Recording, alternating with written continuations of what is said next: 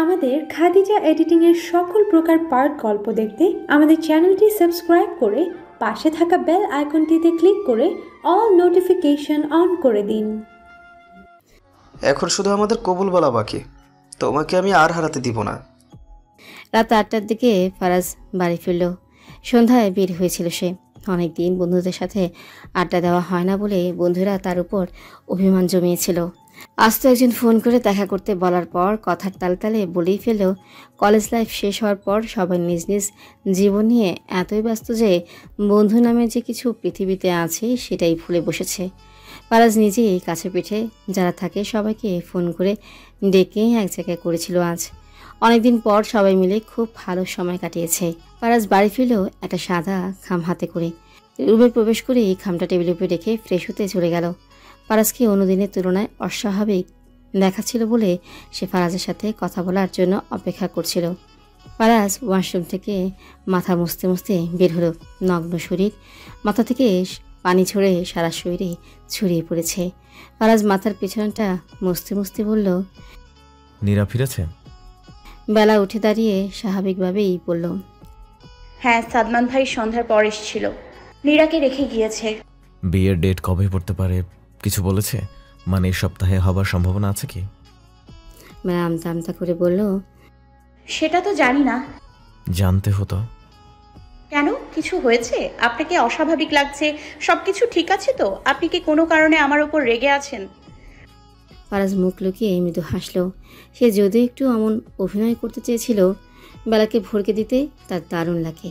আর একটু ভরকানোর জন্য বলল, তোমার উপর ক্ষুব্ধ হব এমন কাজ করেছো? মনে করে দেখো তো।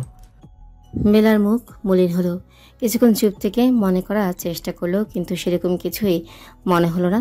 অতঃপর মৃদু আওয়াজে বলল, আপনি বলুন আমি কি করেছি? ফারাজ তোয়ালেটা চেয়ারের উপর রেখে খামটা হাতে নিল। বেলার দিকে এগিয়ে গিয়ে বলল, আমার উপর তোমার নজর আছে? কি নিয়ে ব্যস্ত থাকো তুমি বলো তো? তোমার বর কি চায় না চায় সেদিকে কোনো নজর নেই তোমার। এভাবে কিন্তু চলা মুশকিল হয়ে যাবে অজিহা। বেলা ফারাজের মুখের দিকে তাকিয়ে বলল, কি করেছি আমি? ফারাজ নিজের কাছে থাকা খামটা বেলার হাতে ধরিয়ে দিয়ে বলল, ব্যাগ গোছাও তাড়াতাড়ি। মানে? ব্যাগ গোছাতে বলেছি, ব্যাগ গোছাও, সময় নেই হাতে। আমি মা বাবার সাথে কথা বলে আসছি। ব্যাগ কেন গোছাবো? খামের ভেতরে কি আছে? বেলার মুখের করুণ অবস্থা দেখে ফারাজ এবার হাসি থামাতে পারল না। হো হো করে হেসে উঠল সে। বেলা অবাক ভাব আকস্মিকভাবে আরও বেড়ে গেল। ফারাজ হাসি থামানোর চেষ্টা করে বেলার গালে হাত রেখে বলল, বিয়ে তো করেছেন অনেক দিন হলো, বর বানিয়েছেন, বাবা বানাবেন না? আমাদের হানিমুনের টিকিট আছে এতে। লজ্জায় মাথা নিচু করে নিল বেলা। কি না কি ভেবে বসেছিল সে। ভয়ও তো কম পায়নি। তার জীবনে যে সুখ খুবই কম এসেছে। বেশি যা এসেছে তা হলো ভয়, একাকিত্ব, মানুষ হারানো। ফারাজ বেলার থুতনিটা আঙ্গুল দিয়ে মুখটা উঁচু করে নিজের দিকে ফেরালো। মুখে হাসি বর্তমান রেখেই বলল, লজ্জা পরে পেও, এখন প্লিজ তাড়াতাড়ি ব্যাগ গুছিয়ে নাও।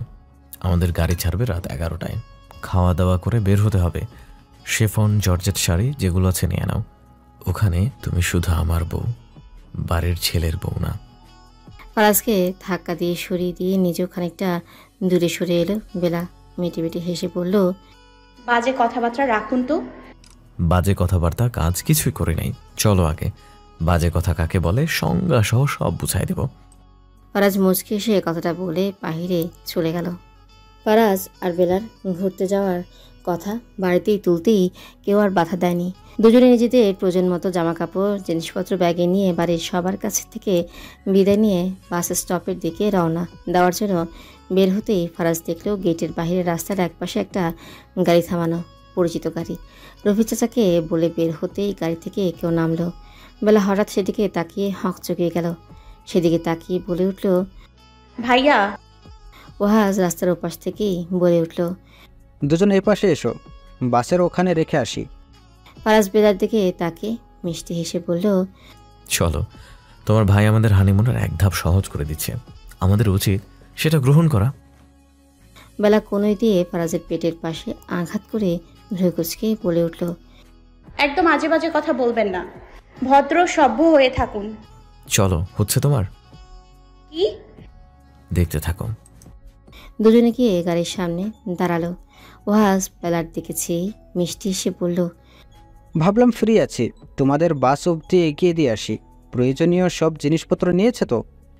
প্রয়োজনীয় জিনিস বলতে সেটা আপনার বোন, তাকে ধরে নিয়েছি। বাকি যা প্রয়োজন হতে পারে সেটা টাকা দিয়ে কেনা যাবে। বলতে গিয়েও বলল না ফারাজ, শুধু মাথার উপর নিচ নেড়ে গাড়িতে গিয়ে বসলো। গাড়ি চলতে শুরু করলো নিজ গতিতে। বেলা অনেকদিন ভাইয়ের পাশের সিটে বসে গল্প করতে পারে না। ফারাজ সেটা সুযোগ করে দিয়ে পিছনের সিটে গিয়ে বসলো। বাস স্টপের আগ পর্যন্ত তিনজনের জমজমাট আড্ডা চলল। বেলার মনটা এখন একদম ফ্রেশ। বাস যেখানে থামানো, ওয়াহাজের গাড়ি এসে সেখানে থামলো। বেলা আর ওয়াহাজ সময় নিয়ে গাড়ি থেকে নামলো। ফারাজ বাসের ভেতরে গিয়ে নিজের সিটের সোজা উপরে জিনিসপত্র রাখার জায়গায় নিজেদের ব্যাগপত্র রেখে বেরিয়ে এলো। মানুষ আসা শুরু করেছে। বাস ছাড়ার এখনও আধ ঘন্টা সময় বাকি। পাশেই চা স্টল। ওয়াহাজ বলল, এখানে ভালো মটকা চা পাওয়া যায়। সময় যেহেতু আছে, 1 কাপ করে খাওয়া যায়। ফারাজ বেলার দিকে একবার দেখে মৃদু হেসে বেশ আগ্রহের সাথে বলল, হ্যাঁ, খাওয়াই যায়। আপনারা 2 ভাই বোন গিয়ে বসুন, আমি পাশের দোকান থেকে পানির বোতল আর কিছু শুকনো খাবার নেই। ওয়াজিহা। বেলা ফারাজের ডাকে তাকাতেই ফারাজ বলল, দূরের জার্নিতে বমি করার অভ্যাস আছে? ওষুধ নিয়েছিলে ব্যাগে? বেলা সাহসূচক মাথা নেড়ে বলল, হ্যাঁ, ব্যাগে নেওয়া হয়েছে, আর কিনতে হবে না। ঠিক আছে। ওয়াজ আর বেলা গিয়ে চায়ের স্টলের বাইরে চেয়ার নিয়ে বসলো। ওয়াজ 3 জনে 3 কাপ চায়ের অর্ডার দিল। চা আসার আগেই ফারাজও চলে এলো। চা খেতে খেতে 3 জনের টুকটাক গল্প চলল। ঘুরতে যখন আর 7 মিনিট বাকি, তখন থেকে বাসের হেল্পার ডাকাডাকি শুরু করে দিল। কেউ যেন কোথাও আটকে না থাকে, তাতে সময় নিয়ে সবাইকে ডাকাডাকি করছে। চা শেষ করে 3 জনে উঠে বাসের দিকে এলো। সময় বেশি নেই। ড্রাইভার সিটে বসে গিয়েছে। বাসের ঠিক সামনের বাইরে দাঁড়িয়ে ওয়াহাজ ফারাজকে উদ্দেশ্য করে বলল, দুজন সাবধানে থেকো, আমার বোনের খেয়াল রেখো। ও কিন্তু কিছু চেনে না, সব সময় সাথে সাথে রেখো ওকে। চিন্তা করবেন না ভাইয়া, আমরা সাবধানেই থাকবো। ওয়াজ বেলার মাথায় হাত বুলিয়ে নিজের বুকের সাথে একবার জড়িয়ে নিয়ে বলল, সাবধানে থাকবি, একা একা কোথাও যাবি না, হোটেল থেকে বের হবি না, সমুদ্রের দিকে তো একবারই না। বেলা সম্মতি প্রকাশ করে বলল, ঠিক আছে ভাইয়া, তুমি এখন যাও, বাস ছেড়ে দেবে এখন। বাস ছাড়ুক তারপর যাচ্ছি। আমার তো বেশি সময় লাগবে না, তোরা এখন বাসে গিয়ে বস, আর সময় নেই। ফারাজ আর বেলা গিয়ে নিজেদের সিটে গিয়ে বসলো।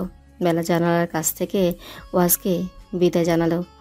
বাস ধীরে ধীরে চলতে শুরু করলো। বেলা মাথা বের করে ভাইকে দেখতে থাকলো। ফারাজ বেলার হাত ধরে টেনে সরিয়ে আনলো নিজের দিকে। বলল, আমরা 3 দিনের জন্য বেড়াতে যাচ্ছি, তোমাকে নিয়ে একেবারে কোথাও চলে যাচ্ছি না। হ্যাঁ। বাসের হেল্পার সবাইকে চুপ করতে বলে ছোট মাইক দিয়ে বলল, রাত 12টার বাসের লাইট বন্ধ করে দেওয়া হবে।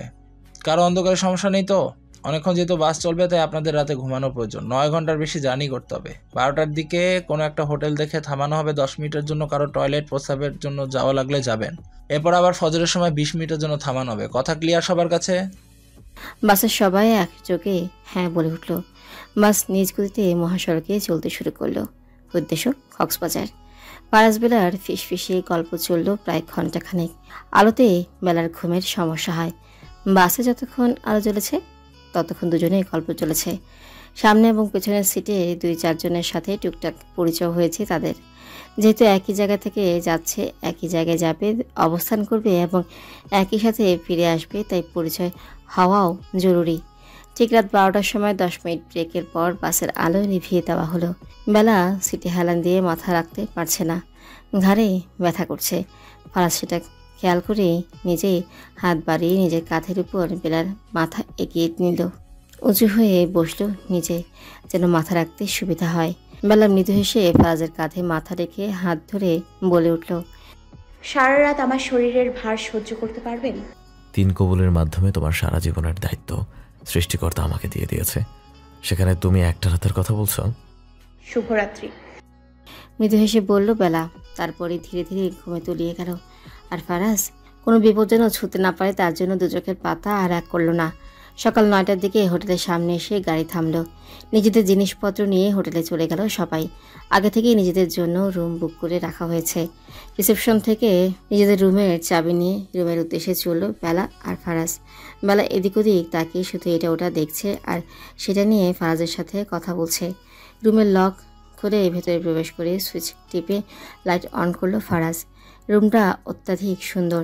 একটা বড় খাট, খাটের পাশে সাইড বক্সের উপর টেবিল ল্যাম্প, এক পাশে আলমারি, দেয়ালের সাথে বড় একটা আয়নাসহ প্রয়োজনীয় বিভিন্ন আসবাব রয়েছে। সাদা রঙের বেডশিট, বালিশের কভার, কমফোর্টার যেন রুমের সৌন্দর্য কয়েক গুণ বাড়ি দিয়েছে। বেলা কোনো মতেই নিজের মাথার হিজাবটা আগে খুলে ব্যালকনিতে চলে গেল।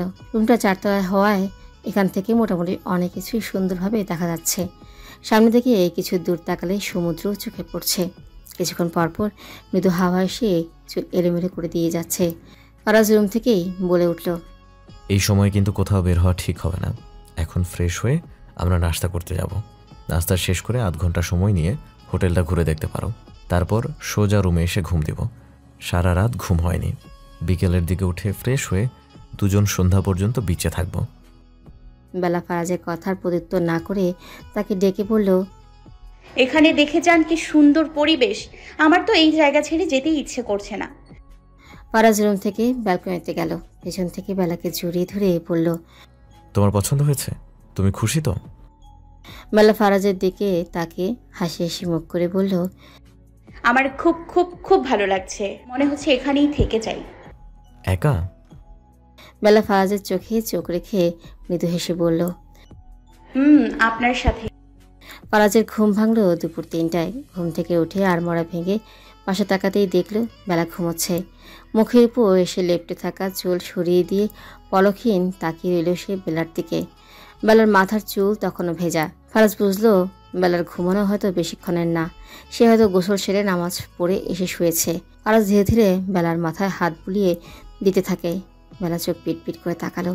হালকা ঘুমটা ভেঙে যেতেই যখন সামনে তাকিয়ে ফারাজকে তার দিকে তাকিয়ে থাকতে দেখলো, তখন মৃদু গলায় বলল, কি দেখছেন? ফারাজ নড়েচড়ে বলল, পৃথিবীর সবচেয়ে সুন্দর মানুষটাকে। ফারাজের কথায় মৃদু হাসলো বেলা। অন্যদিকে তাকিয়ে বলল, খিদে পাইনি আপনার?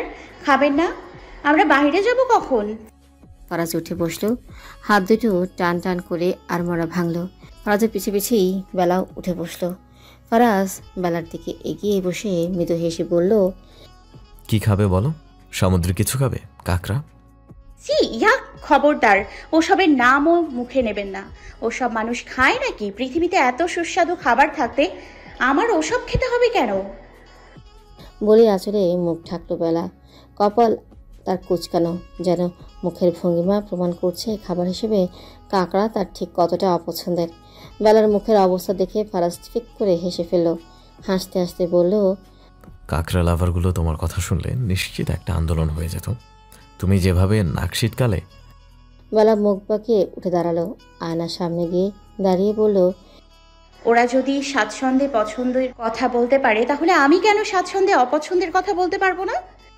ফারাজ উঠে এসে বেলার কাঁধের থুতনিটা ডেকে বলল, যাই বলো, আমি কিন্তু অক্টোপাস, কাঁকড়া সব খাবো। সমুদ্রে বেড়াতে এসেছি আর সামুদ্রিক খাবার খাবো না? বেলা ভ্রু কুচকে শুধালো, আপনি ওসব খান? তুমি বললে খাবো না। ওসব খেলে 15 দিন জড়িয়ে ধরতে পারবেন না, চুমুও খেতে পারবেন না। যদি বাদ, তবে কি এখনই? বলেই ফারাজ বেলার দিকে এগিয়ে গেল খানিকটা। বেলা হাত টান টান করে ফারাজকে থামিয়ে দিয়ে ল্যান্ডফোনটা দেখিয়ে দিয়ে বলল, প্রচণ্ড খিদে পেয়েছে, খাবার অর্ডার করুন। বিকেল হয়ে যাচ্ছে, বেরো হতে হবে। ফারাজ বেলার কপালে চুমু দিয়ে ফোন করবে বলে বেলার কপালের দিকে নজর দিলেই বেলা ফারাজকে ল্যান্ডফোনের দিকে ঘুরিয়ে দিয়ে বলল, আগে ফোন করুন। ফারাজ ঠোঁট উল্টে মুহূর্ত কয়েক দাঁড়িয়ে রইল। তারপর ল্যান্ডফোনটা হাতে নিয়ে বিড়বিড় করে বলল, বউ চুমু খেতে না দিলেও তো তাকে আর না খাইয়ে রাখতে পারি না। আসরের আজান পড়তে আনতে নেই। ওয়াজের এখনও গোসল হয়নি। সে সকালে মৌকে বাসায় নিয়ে এসেছে। বাসার অবস্থা দেখে মৌ অসহায়ের মতো চুপচাপ বসেছিল। মৌয়ের মন খারাপ দেখে ওয়াজ জিজ্ঞেস করলো, মায়ের কাছ থেকে এখানে এনেছি বলে মন খারাপ? মৌ ডানে মামে মাথা নাড়িয়ে বলল, বাসা পুরো পরিষ্কার, এতদিন এভাবে রেখেছো, আমি এখন এত কাজ কিভাবে করব? ওয়াজ কপালে হাত দিয়ে পুরো বাসা একবার পর্যবেক্ষণ করলো আর তারপর কিছু ফল কেটে প্লেটে করে নিয়ে এসে ময়ের হাতে ধরিয়ে দিয়ে বিছানায় বসিয়ে দিয়ে বলল, বিছানা থেকে একদম নামবে না, বসে বসে এগুলো খাবে। আর এই নাও ফোন, আম্মার সাথে গল্প করো, আমি তোমার সব কাজ করে দিচ্ছি। ও অবাক হয়ে তাকিয়ে রইল ওয়াজের দিকে। পুরো বাড়ি যেমন অগোছলো, ধুলোমলায় জরাজীর্ণ হয়ে আছে, তার পরিষ্কার করতে সন্ধ্যা লেগে যেতে পারে। হাতের প্লেটটা বিছানায় রেখে নরম গলায় পড়ল, আমি ঝাড়ু দিয়ে দেই, তুমি ততক্ষণে রান্নাঘরটা পরিষ্কার করো। দুজনে মিলে কাজ করলে তাড়াতাড়ি হয়ে যাবে। ওয়াজ ঝাড়ু হাতে নিয়ে রুম ঝাড়ু দিতে শুরু করে বলল, আমি কাজ করি, তুমি শুধু দেখো, কোথাও কোনো ভুল হলে ধরিয়ে দিলেই আমি ঠিক করে নেব। মো নিরাশ হয়ে বলল, তুমি কাজ করবে আর আমি বসে বসে দেখবো? না দেখতে চাইলে ঘুমাতেও পারো, ওটা বেটার হবে। বলেই পুরো বাড়ির কাজ একা হাতে সামলাতে শুরু করেছিল ওয়াজ। ঘর ঝাড়ু, ঝুল পরিষ্কার, ঘর মুছে ফেলা, রান্নাঘর পরিষ্কার থেকে শুরু করে বাড়িতে যা যা কাজ থাকে একে একে সব কাজ শেষ করে নিজেদের জন্য রান্না করার শক্তি আর ওয়াজের নেই। ফোনটা হাতে নিয়ে পরিচিত একটা রেস্টুরেন্ট থেকে অনলাইনে খাবার অর্ডার করলো। নিজেদের দিকে একবার তাকাতেই মনে হলো এইবার অন্তত গোসলটা সেরে ফেলা প্রয়োজন। রুমে উকি দিয়ে দেখলো মুখ ঘুমিয়ে গেছে। তার সকাল সকাল গোসল দেওয়ার অভ্যাস নেই। এখন আর ঘুম থেকে জাগিয়ে গোসল দিতে বলার কাজটা ওয়াজের করতে হলো না। ওয়াজ নিজের পোশাক নিয়ে ওয়াশরুমে চলে গেল। গোসল শেষ করে বের হওয়ার পরেই খাবারের পার্সেল বাসায় পৌঁছে যায়। ওয়াজ খাবার রিসিভ করে মৌকে ডেকে তুলল। মৌ ঘুম ঘুম চোখে ওয়াজের দিকে তাকালো। ওয়াজ মৃদু হেসে মৌয়ের গালের দুই পাশে হাত ছুঁয়ে কপালে চুমু দিয়ে বলে উঠল, খেয়ে নাও, সন্ধ্যা পেরিয়ে গেছে, বাইরেও অনেক বাতাস, খেয়ে চলো ছাদে যাই। আকাশটা জানালা থেকে অনেক সুন্দর লাগছে, ছাদে গেলে তোমার ভালো লাগবে, ফ্রেশ লাগবে। কি রান্না করছেন মশাই? মৌয়ের প্রশ্নে মাথা চুলকে ওয়াজ টেবিলের উপর রাখা খাবারের পার্সেল দেখিয়ে বলল, এত কাজ করে আর রান্না করার এনার্জি ছিল না, অনলাইন থেকে খাবার আনিয়েছি, তোমার পছন্দের খাবার। যাও ফ্রেশ হয়ে এসো, আমি খাবার বাড়ছি। মৌ ফ্রেশ হয়ে এসে দেখলো ওয়াজ খাবার নিয়ে বসে আছে। সামনে একটা প্লেট দেখে মৌ ভাবলো ওয়াজ হয়তো আরেকটা প্লেট আনতে ভুলে গিয়েছে।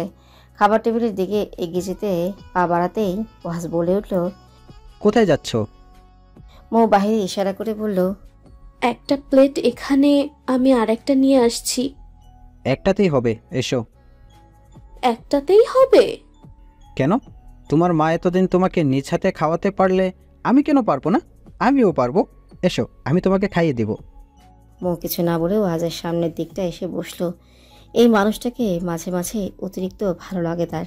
কিছু কিছু সময় চিন্তায় পড়ে যায়, নিজের নজরই নিজের ভালোবাসার উপর লাগবে না তো।